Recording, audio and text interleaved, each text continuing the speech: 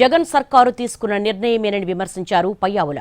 1,14,000 కోట్ల బకాయిలు పెట్టిపోతే కూటమి ప్రభుత్వం అప్పులు చెల్లిస్తోందని అన్నారు కేశవ్.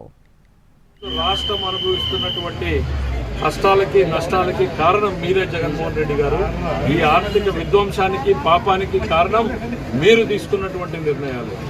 మీరు గతంలో దాదాపు 10 లక్షల కోట్లకు చేరినటువంటి అప్పులు 1,14,000 కోట్ల రూపాయల బకాయిల్ని మీరు పెట్టిపోయారు.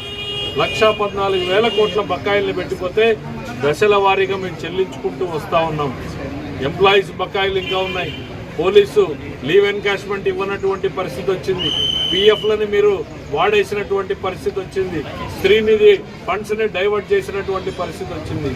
అన్ని అరాచకాలు ఎంత స్థాయిలో జరిగాయి అనంటే భారతదేశంలో రిపోర్టు తయారు చేస్తే అప్పు తీసుకోలేనటువంటి పరిస్థితికి చేరుకున్న ఏకైక రాష్ట్రం ఏంది అనంటే ఆంధ్రప్రదేశ్ అనేటువంటి